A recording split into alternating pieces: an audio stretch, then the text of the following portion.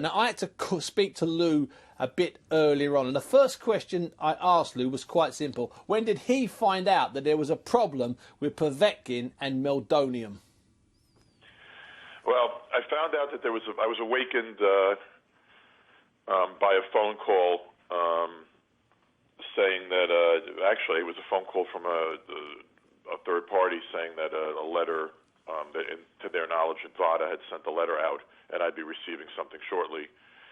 And within, I don't know, minutes, I got a letter from VADA, and it just, indicated that that Povetkin had passed the test for meldonium. Interestingly, I had been reading all the recent scandal coming out of Russia, with athletics in general, and the term meldonium was familiar to me as a result of having read what's been out there recently.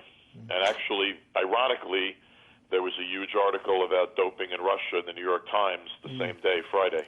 So that was Friday, because the whole thing with the meldonium, obviously with Sharapova, was that it was only banned by WADA, only placed on the list on the 1st of January, and it seemed that most athletes that fouled before the 1st of March were being given a second chance. But he failed a test. This is in April, correct? April 27th is the test that he officially failed. Is that correct? Right, but there's also, in fairness, too, they were made aware that meldonium was going on the ban list in January and September. Cool. So anyone who used it between September and January, why were they using it? Because they could continue to cheat for a few extra months before technically the ban took effect. But even so, Povetkin passed drug tests on April 7th, April 8th, and April 11th. Wow. And then he failed on April 27th. So you don't have to be a rocket scientist to, figure out that it's somewhat unlikely that was a residual, use from months earlier. So where do we stand? Where do we stand now, Lou, with the WBC, with Povetkin still as a potential challenger, and with third part of the question, it's a long one. Where does Deontay stand now with regards to compensation? Well, Deontay's extremely upset. He did all the work. He did everything right. He tested negative the whole time. Where we stand with respect to compensation is we believe we have a very good claim against the Povetkin camp, and it's his position that he should be compensated.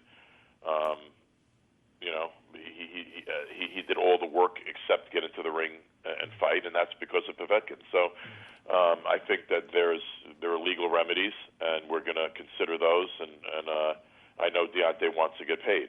With respect to what's going on with the WBC, we've been put in a wait and hold mode. There's really not much we can do until the WBC rules, and they haven't. The fight was quote unquote postponed. Mm-hmm. I don't know what that means. This Rabinsky's out there saying it's going to be rescheduled, but I don't know what that's based on. That's unfounded and premature to say anything like that.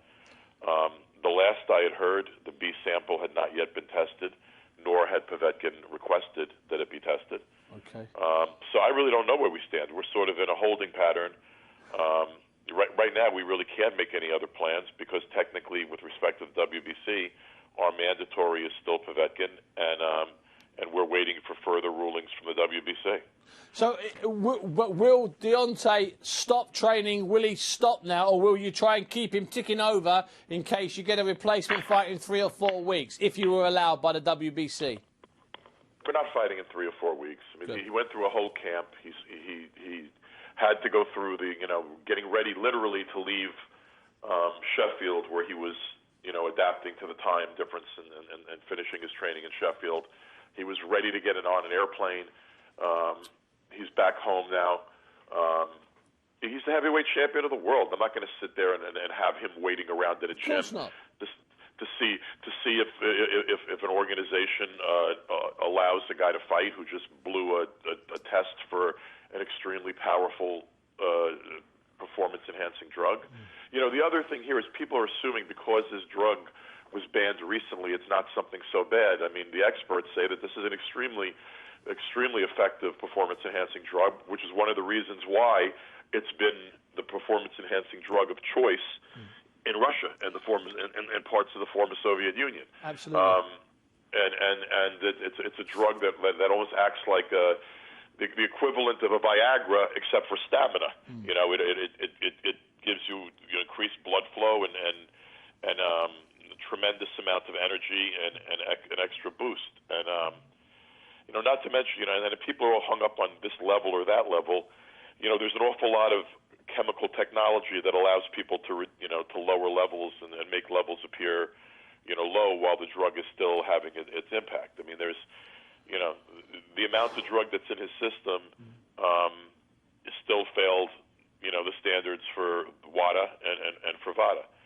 So that says it all. So I don't mean we're waiting for the WBC, and I realize that the WBC probably feels political pressures on them, and this is a difficult situation for them. So I'm going to withhold any comment. I mean, I think that they did the right thing by not letting the fight go through on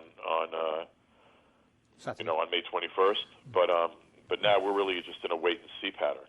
Lou, listen, thanks for your time. A couple of final quick questions. Lou, as a boxing fan, part of you must be disappointed, not just in Povetkin failing the test, but disappointed for Deontay, because this was a very big test and a very big fight for the big lad. Oh, he was going to. This was a huge test. I've never seen him more excited or more prepared for a fight. I think he was going to go over there and knock Povetkin out. But here's the issue: if there were two men fighting with just their fists, and it's a fair fight, I had full confidence that we were going to win, and the fight should have happened under any circumstances. But when, in effect, one man's fighting with his fists and the other guy's holding a weapon in his fists, then you can't let that fight go on.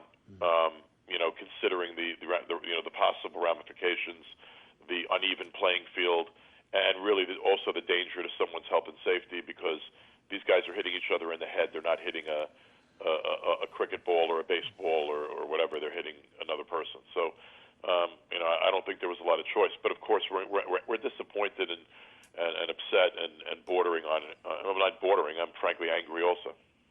And just very finally, Lou, is there any chance Deontay will come over and be our guest ringside when Vladimir Klitschko travels to Manchester to fight Tyson Fury? Do you fancy that on July 9th?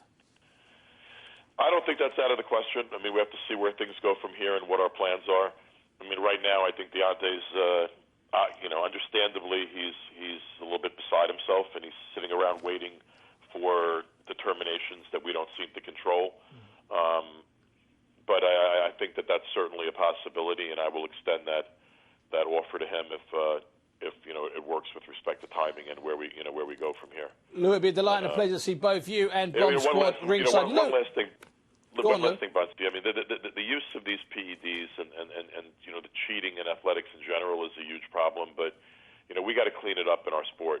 I mean, boxing's inherently dangerous enough, without the addition of performance-enhancing drugs and without people cheating. And we got to do a better job as an industry and in general of figuring out a way to clean this all up. You're absolutely right. Lou, thank you so much for your time, and speak to you very soon. Thanks, Bunsy.